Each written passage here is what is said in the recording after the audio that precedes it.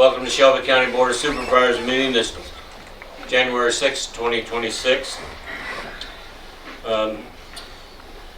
Any additions or corrections to the agenda?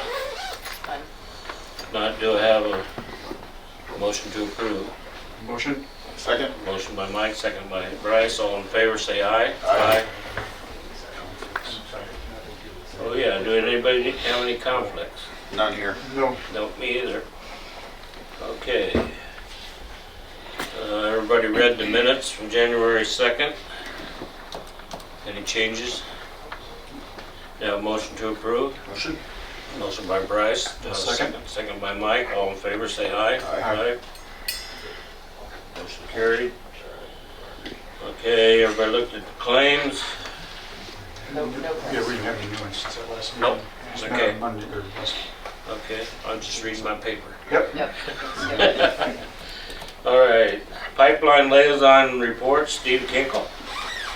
Morning. Steve. Morning. Happy New Year. Happy New Year to you. Well, things are starting to ramp up a little bit. Probably got my email from last week on 20th of December. Reading. There you go. Yeah. The district court judge ruled on the remand, more or less just send it back to the utility board. But there's been motions to appeal that from the counties, the group of counties we have. Landowners group, Sierra Club, Free Soil Foundation. The judge said in his remand that it should go back to our utility board because the summit's been asking that the condition that they get a permit in South Dakota before construction starts in Iowa, they can't meet that. And the judge says, well, that's true because South Dakota banned the pipeline. Well, that's not true. They didn't ban the pipeline, they just can't use eminent domain. And that's what a lot of the motions have been about.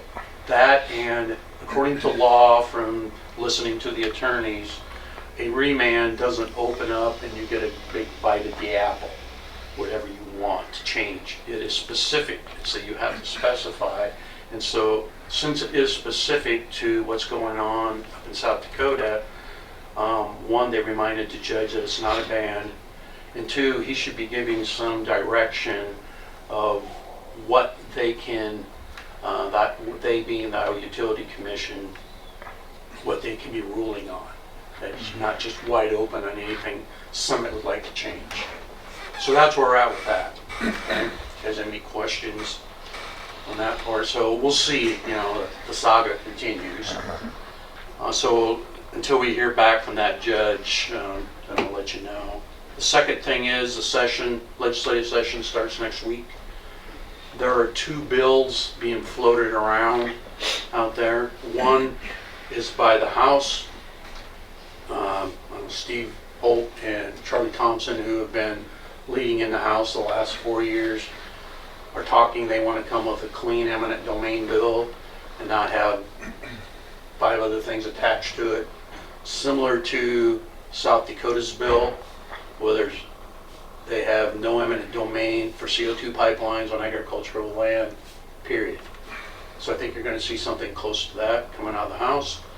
Now coming out of the Senate, we're hearing that the senators who voted against the eminent domain bill last year and sided with the governor in her veto, they're calling it an eminent domain bill, allowing the pipeline company, instead of having a half-mile corridor to build their pipeline, that they can go out 20 miles, 10 miles each side of the pipe.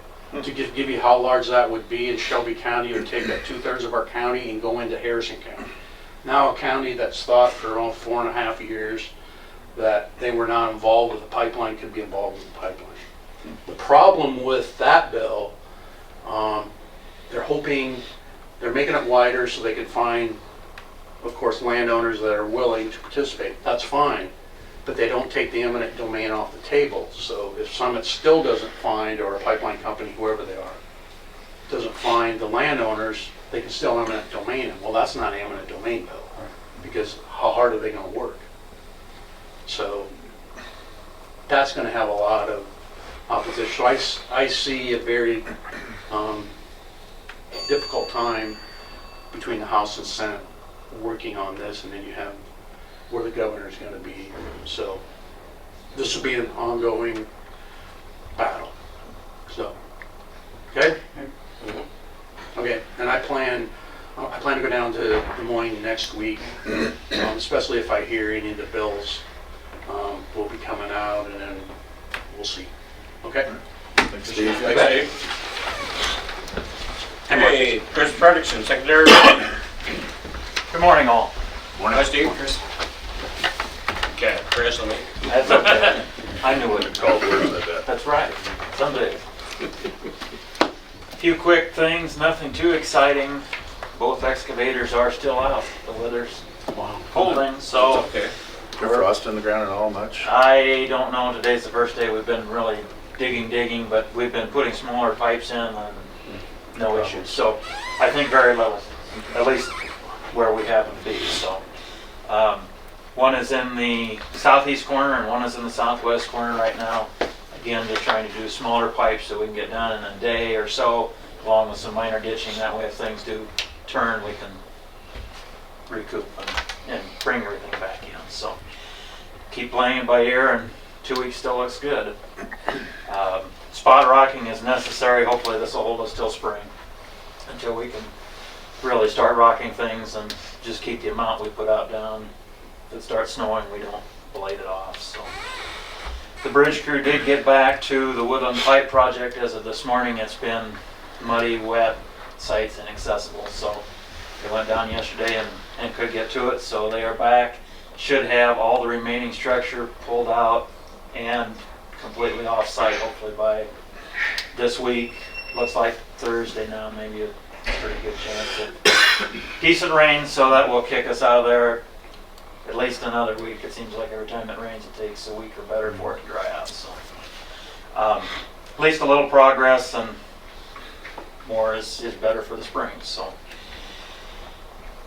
other than that, we did fill our operator 1A truck driver position. So as of right now, we are full staff again, and ready to go if the snow flies.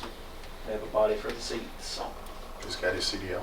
yes, he does, and has quite a bit of county experience. He came out of Cass County. He was down there for quite a while, so That's good. should be a good fit. Awesome. So that's what I've got for this morning, unless you've got any other pressing questions. None. All right. Chris. Thank you. See ya.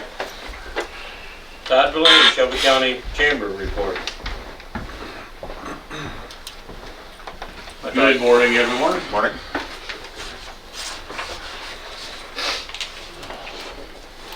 Well, with the legislative session starting next week, we will also be starting our series of legislative coffees. And we were hoping that we get through all of them this year. It seems like the last 2 years we've had one frozen out. But, so the first one will be January 17th. And that'll be out in the chamber atrium. And all of these start at 10 a.m. in the morning. February 21st will be the one at Shelby County Farm Bureau. And then on March 21st, it'll be at Milk and Honey. And then always, as we do with April, we just kind of wait to see if we still have some issues that people are going to want to discuss, or if everything's probably. So, we got a few cool things taking place around the county. There's a new exhibition at the Museum of Danish America. It's a Century of Blues, a history of Danish jazz. So I've never really considered Danish jazz, but I'm sure it's pretty interesting. So that's open there. Marnie Elkhorn is presenting a series of video series for seniors, and it's a kind of a cyber safety meeting. We'll have some coffee and some refreshments for people while they attend. The first one will be on January 28th from 9 to 11 at the Elkhorn Public Library. So folks can give the library a call if they have any questions about the actual program, and to RSVP. Up in Irwin, they have started this series last year. It's just called Forest and Friends, and it's for kids. It runs from 10 a.m. to noon, and they just do different hands-on learning, read different books all about what's going on as far as our friends out there in the forest. Wednesday the 21st is the International Day of Education, so there'll be coffee for retired teachers at the Elkhorn Public Library. And then finally on Thursday the 22nd, it's going to be Family Fun Night at the Harlan Community Library. This theme is going to be turtles. So other than that, we're coming out into the new year, and that event calendar needs to get filled back up again. So hopefully people who are thinking about having an event will start getting us some of those details so we can get them up on the calendar. All right. All right. Thanks. Todd. Okay. Is there approval of opioid funding request from EMA coordinator?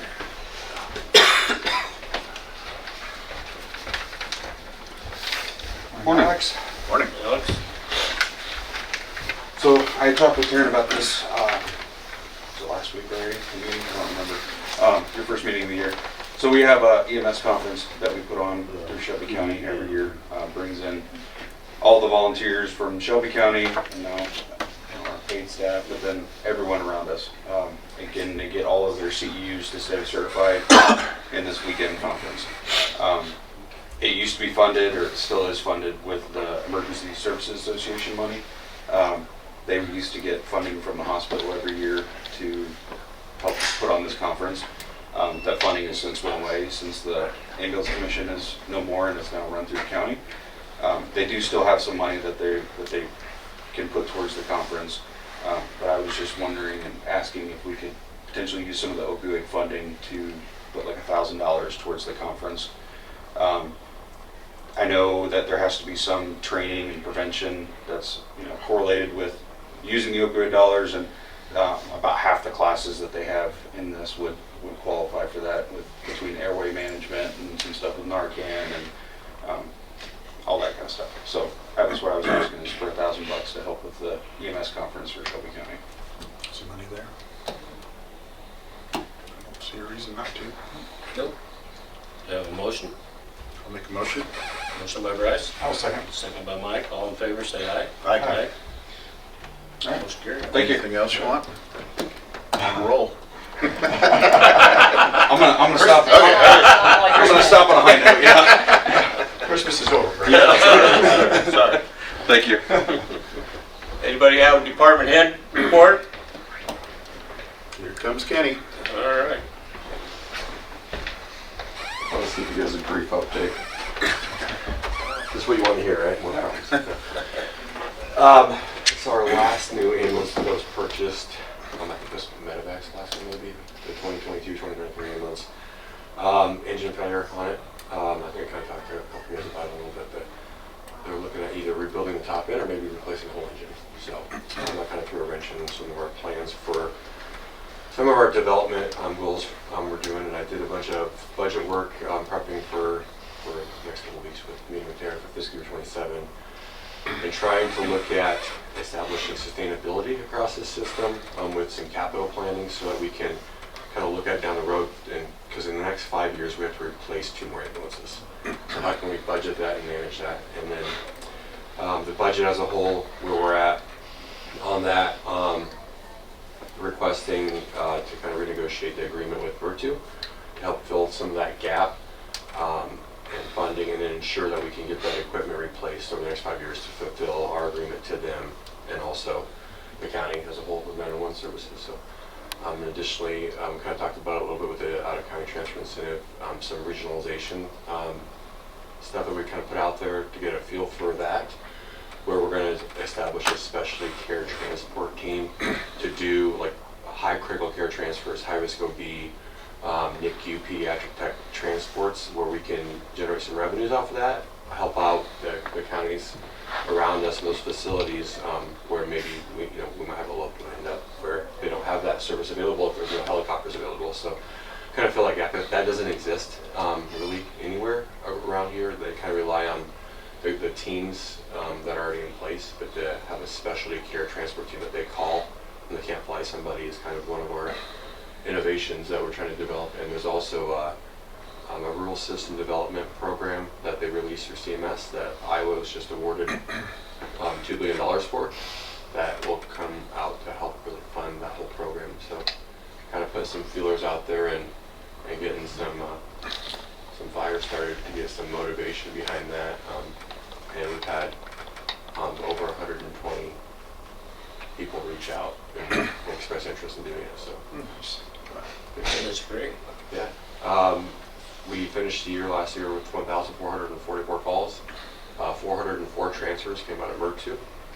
And we've also been approached by 3 hospitals through this whole program that they want to contract with us for a monetary amount that's pretty significant to provide that services. But as you know, with the ambulances not being up to snuff, we really can't help them out much other than just doing that kind of as needed, really critical bad stuff.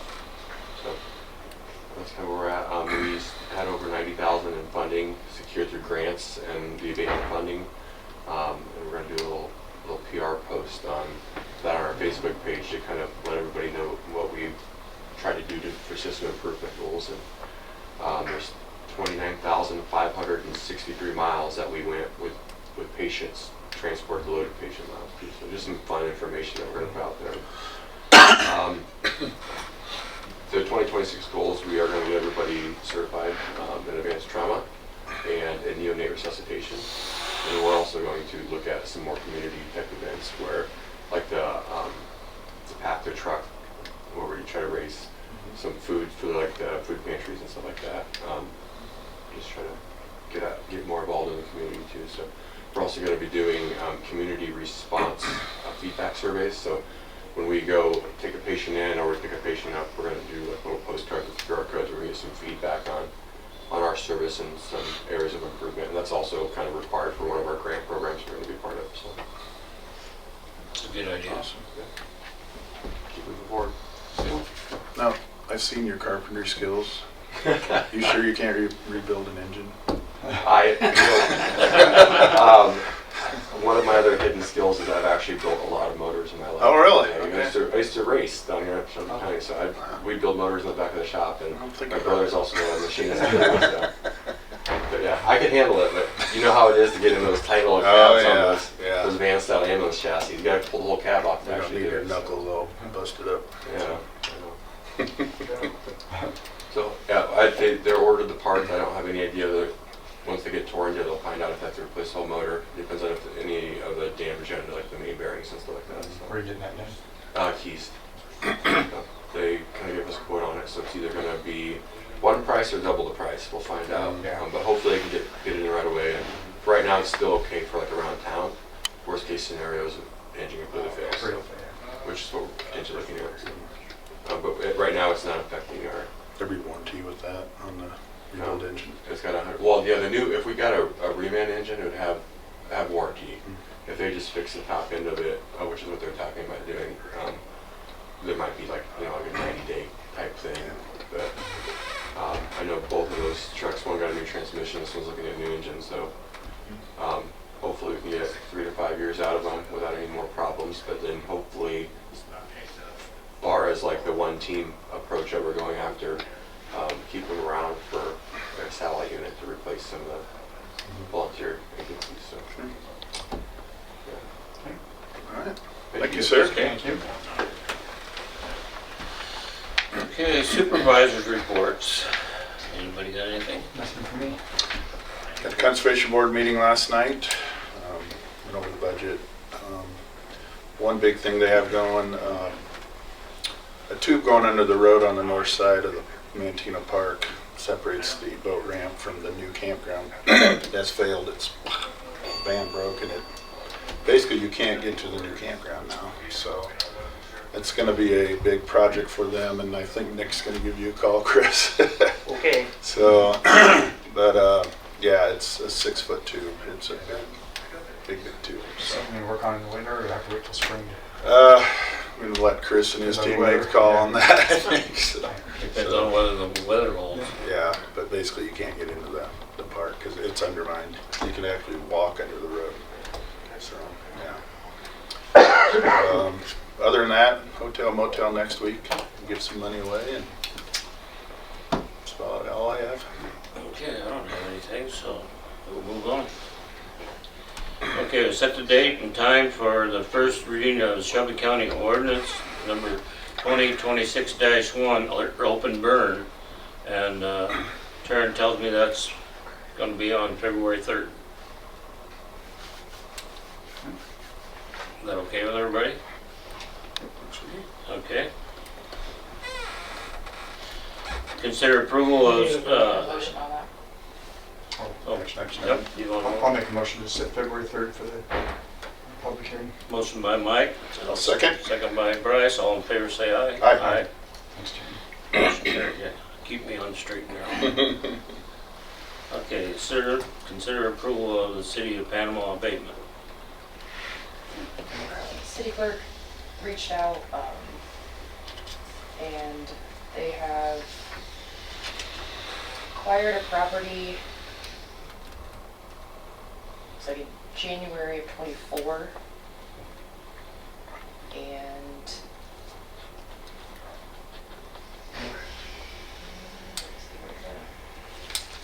where they were awarded the property free and clear of any claims, liens, or encumbrances, and they're wanting their taxes abated for, How much is that? did not write that down. It's usually not very much. It was a condemned property. Okay. We've done for other communities. Okay, do I have a motion to approve? I'll make a motion. Motion by Mike. Second. By Bryce. All in favor say aye. Aye. Opposed, same sign. Motion carried. Okay, Brent Shelby, the agency insurance update. Hi, Brent. Brett?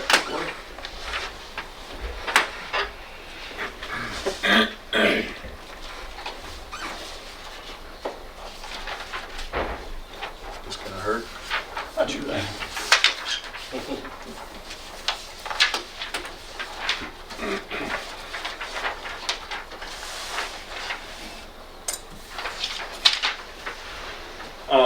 Reminders, annual update before we get into the details, so we try to send it out via Taryn and department heads and everybody to get them to kind of review and stay on top of it as best we can. Every 2 or 3 years, I really make a list and make sure that every department has accounted for every single vehicle and every piece of equipment. If we don't hear, that's kind of when I reach out to you guys and say, hey, I've only got half responses or 80% or whatever, so it's not overkill, but we're staying on top of it.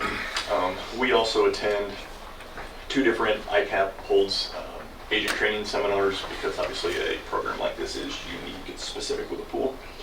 We just did that here 6-8 weeks ago, so we're technically in their top end of ICAP certified for, I think, like 25% of their agents actually do it, so we've maintained that certification for probably 10 plus years. And then we just do a lot of behind the scenes stuff. Bryce knows, because I used to go to the safety meetings at the bridge shop, etc. But that's stuff that we do, and we're at your beck and call from that standpoint. The market in general with property, and again, it's not specific to counties, cities, commercial, personal. It's been across the board in Iowa. We're finally starting to see it level off, where we had 3 or 4 years in a row, anywhere from 30 to 100% rate increases on property. This year, across most market segments, we're finally starting to see that level off and be a little more normalized. So there is an increase this year, but nothing like it's been in the past. And there's a few options that you guys can consider. I can come back in 2 weeks and re-go through some of those options as well, if it's something you want to consider and think about until the next meeting. So on the summary, high level to go through it again, at the top is property. So when we say blanket, that means we're kind of combining and sharing the limit in a good way. So if we have a building listed at $1 million and it burns down and it really costs $1.1 million to build, you would actually get $1.1 million, not capped at the $1 million. That's the positive of the blanket. Thus, in doing so, 2-3 years ago, we went out and did very detailed, like I went into more buildings than I've ever been in and actually measured them with lasers and stuff to make sure. There was a few that were off with square footage to get the reconstruction estimates as close as possible, so we weren't both underinsured or overinsured. The other items in there that you see, starting with fine arts, are like statues outside the courthouse, and miscellaneous scheduled and unscheduled. Most of your miscellaneous scheduled is equipment that you think of, your graders and backhoes and things that don't have a license plate on them, but move around everywhere and aren't in a building. And then auto physical damage with ICAP is a little unique. They show it in property, but I show it down here on auto for you, just so that it makes a little more sense. So we'll get to that here in a minute. There is off to the right this year, finally, we've talked about deductible savings in the past. Up until this year, going with a higher deductible actually saved you $0, which, you know, is uncommon in the standard world, but in a pool world it's not uncommon. But they've started changing a little bit of the reinsurance around to make it advantageous for folks to consider different deductibles with some savings. To me, they make sense purely from a simplicity 20-year average standpoint, but you know, ultimately there's a comfort level decision in that. If you guys were a standard commercial account, most carriers would probably have a minimum $25,000 deductible. They wouldn't even give you an option because it's a pool. It's much more flexibility. It's member focused, et cetera, et cetera. So they definitely allow the option. They didn't push it either way. We asked just to make sure, and they gave the savings. So you see a $5,000 deductible will save you a little over $3,300. If you went to a $10,000 deductible, it'll save you just shy of $8,000. When you compare that to a $1,000 deductible, again, if you have a claim, you'd have to have, you know, a claim 4 out of 5 years, and it would still be a wash. So is one of those numbers figured into? Right. Okay. The 114 number is that what you're talking about? Yeah. That's if you keep your deductible the same at 1,000. 1,000. So if you went to 5, it would be 111. Gotcha. Yes. So we look back the last 3 or 4 years, there's been lots of claims, but if we look at a 20-year average, it would make sense to go to a higher deductible depending on what a comfort level is. I don't think 10 is outlandish, a poor decision, et cetera. Like I said, honestly, if you were a larger commercial entity, they'd probably mandate a $25,000 and wouldn't even give you an option. So that's something to consider. Again, we don't have to make that decision today. If that's something you guys want to think through and come back at a future date. General liability, very modest change. That's a little bit exposure based. General liability through the pool of the program changes very little year to year. There was actually several years in a row there was no rate increase at all. One of the bigger areas in the last 10 or 12 years we've seen, and this is nationwide unfortunately because of social engineering, are these law enforcement and public officials liability things, the accusations of excessive force or misconduct and all of those things. When we look back on a 10-year history, I mean, these have gone up probably over 200% from what they were 10, 12 years ago. $2 million limit, roughly a $25,000 or $3,000 deductible. Not a ton of change year over year, but some change that's worth noting. Your auto, your biggest change is the very last item where it says total auto physical damage. That's what everyone would call full coverage on a vehicle. So last year at this time we had $4.4 million of autos from an evaluation standpoint. This year with upgrades and costs, we've eclipsed the $5 million mark in terms of value. Same way in the past there wasn't any incentive to increase deductibles. If you went to a $1,000 comp and collision deductible, it'd save you $1,352. So you simply do the math, you'd have to have 3 collision claims or 2 comprehensive claims and you'd still break even. You know, and that's every year. We've had 1 or 2 a year, but again, over the course of 20 years, the numbers slightly lead you towards taking a higher deductible. That'll become more and more prevalent if you don't do it this year sort of thing, where it will be more and more advantageous in my opinion. Crime. So it's going to be a little unique. This will be the first of 3 times in this summary that you see some sort of crime or bond coverage. Crime bond is for employee theft, computer theft, transfer theft. You know, with cyber stuff, theft has become simple from mic stealing to now every scenario you can dream of somebody stealing somehow, some way. So ICAP has always had a little throw-in limit. That's why it says included. They don't increase it. It's built into the form. They've not pulled it out. On the next pages, you'll see where we would actually probably likely go to your coverage if you had any sort of theft claim, whether it was internal employee or external from a crime, cyber person standpoint. And the last item on this page is your umbrella, or what they refer to as your excess liability, which is over your auto and over your general liability. So you have 2 million on those. The excess of 5 gives you 7 million total of liability if there was a bad slip and fall, somebody got hurt, or an auto wreck liability. They've always included up to a $13 million option. There is no right answer. We have been at 5 for quite a while. Round number, if you increased it, it's approximately $1,200 per million. So that would be something I think you should make note at some point of, hey, we reviewed it, so that it's on your guys' side in your minutes from that standpoint. Cyber, this is one that I would recommend change. We've seen, even in our county, a lot of cyber claims, even with entities going overboard and above and beyond. You've seen some of these because they've been public. The hospital had a breach, the school had a breach, time flies, 3-4 years ago. We've seen, it wasn't HMU's fault, but they had a vendor have a breach which impacted the check they sent, etc. You guys have experienced stuff where there's check kiting and fraud and funds transfer. It's a crazy world for cyber. We have a $250,000 limit. You can get up to $1 million in the pricing there, which is $65.82 total. I would recommend you do that. Again, personal preference, gut level thing from my opinion of what we see. You have something, and 250 is not nothing to scoff at, so if you don't, I get it. It's not like you have nothing or you have $5,000. Cyber is a scary thing with today's world and how sophisticated they are. Brent, if we would just do like a 500,000, does that, then would the additional cost be just half of $1 million? It wouldn't quite, it would actually be a little less than half. It'd probably be a little more than a third, but approximately a third, because you're talking increasing it by 750,000. So going to 500 would be a third of an increase.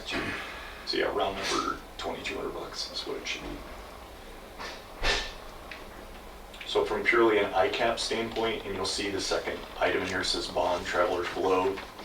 ICAP contracts with travelers to provide the bond coverage for employee theft internally, so that's why it's billed in there. I've always tried to split it out just to show you different things. The ICAP piece, your current years on the left, your renewals on the right. As you remember, some of you may remember, there is what's called a CRF. Being part of a pool in programs, the pool is truly designed to be member focused from the standpoint of, hey, if we collect premiums and we have excess because we have good claims year, they return the money to you guys in the form of a refund or a cumulative reserve credit. How, there's all sorts of lingo and terminology. In the past, it was decades in a row.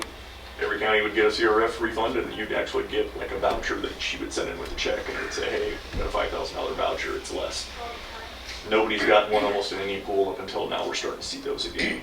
They haven't announced the county one yet, so I don't know if there's one for 2026 yet.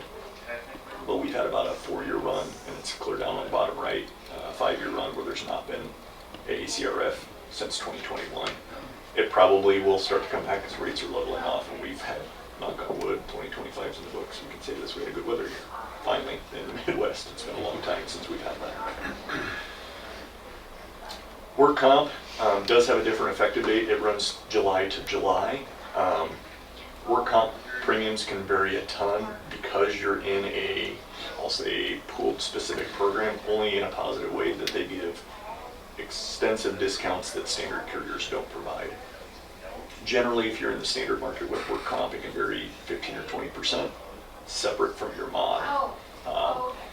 IMWCA offers credits that can be 40 or 50%.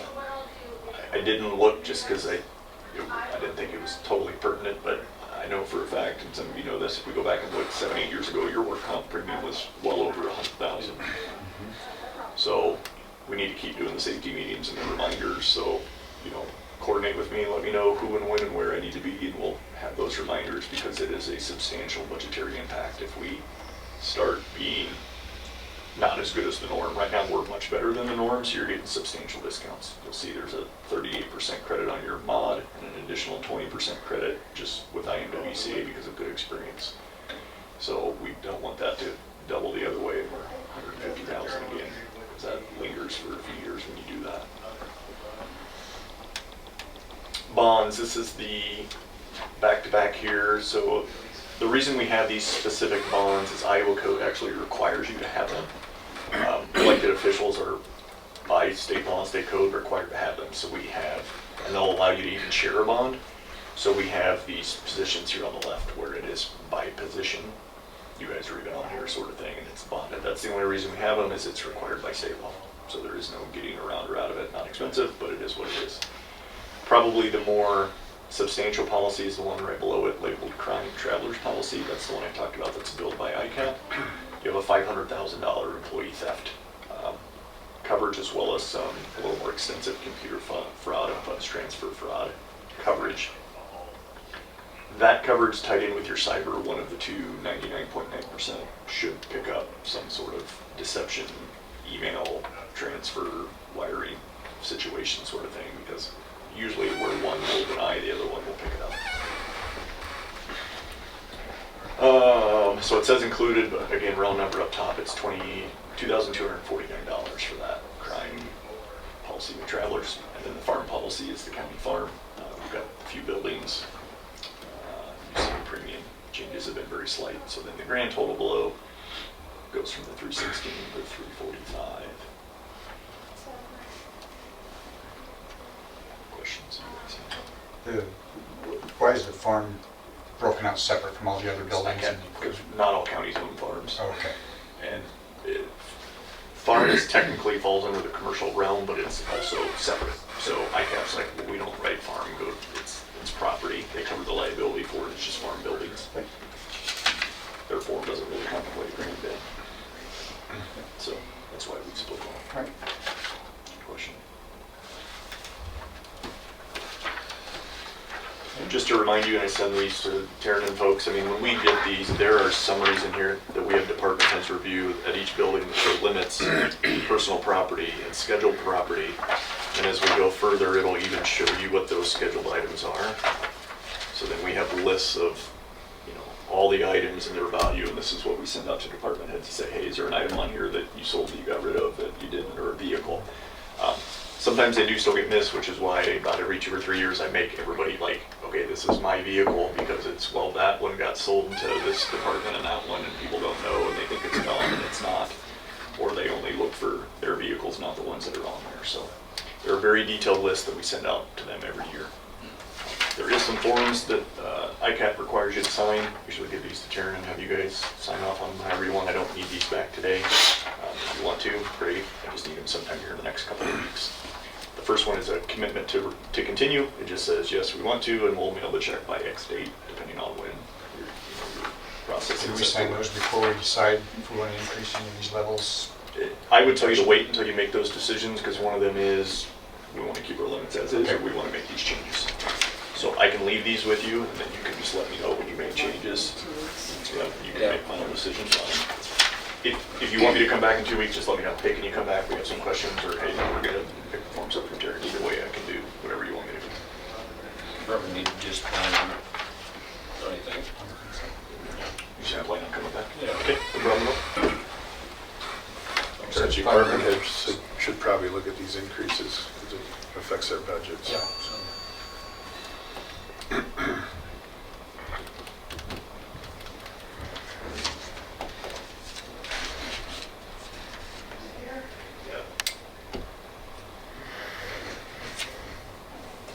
we've got it in my calendar 2 weeks from today, the 20th.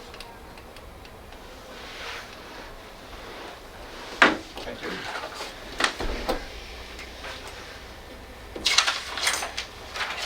Anybody have any questions or comments? If you do need to think of them, I'll answer them in 2 weeks, and you can do all your formal stuff then. Appreciate your response. Thanks, Brad. Yep. Anybody else?